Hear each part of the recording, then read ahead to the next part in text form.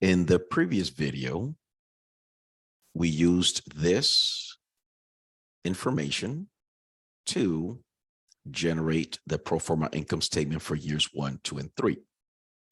This is the second part, and now we're going to address capital requirements. Number 2, using the information provided. So what do we know? We know that we're going to need the net working capital. The net working capital, which initially is going to be initial net working capital, $20,000. Now notice that's how we start the project with. So that's going to go in year 0. So once you kick off the project, you immediately need that $20,000 up front. So we're going to put that there. And the thing is that every year you have to maintain a net working capital of $20,000. How you get that $20,000 may vary, but the point is that that's what you need to have every year, net working capital of $20,000.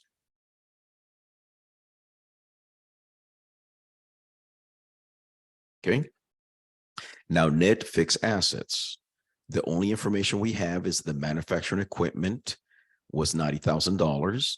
That's the only fixed asset amount that we have information on.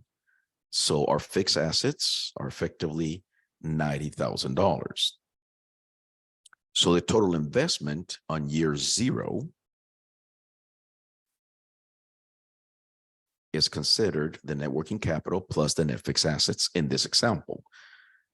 In other examples, there might be more complexities, more information, more data, and other items, but this is what we have here. So now what happens?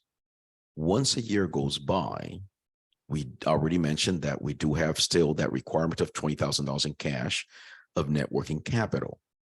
However, the next net fixed assets have depreciated by $30,000. We know that because it says 100% depreciated over 33 years. So we take the 90,000 divided by 3 years. We're assuming straight line depreciation because there's no other information available. So this is going to go down by that depreciation amount.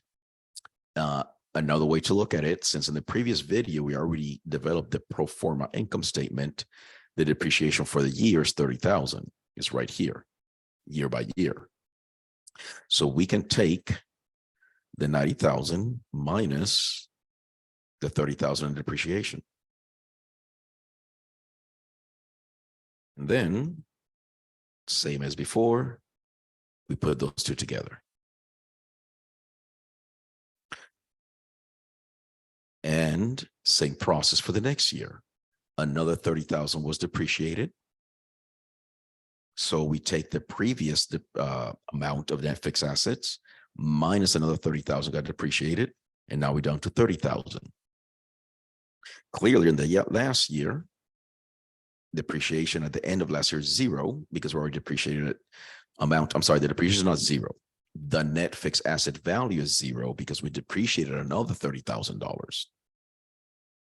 And as you can see here, that's what it says to do, 100% depreciated over 3 years. So we're down to 0. And as I mentioned before, we put those two together, and that's how we get the capital requirements for this project from year 0 all the way to year 3. That's going to be it for the capital requirements. But now we're going to use that information to calculate the average assets, which is something we're going to need for later when we want to calculate some of these decision measures at the end. So how do we do the average assets? It's very simple. The total investment is also what we're going to call the average assets or the assets per year. So we can use the average function in Excel. We're just going to include all of them there. 65,000. Another way you can do it, of course, is the good old-fashioned average calculation, just the standard arithmetic average.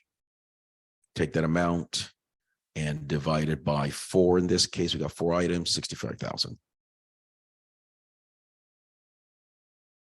And the goal of this here was to then calculate the capital requirements, to use it then to see the need of the asset needs, or the assets that we will have over the project life, and get the average, which we'll need later for the decision-making rules we're going to do here in a future video.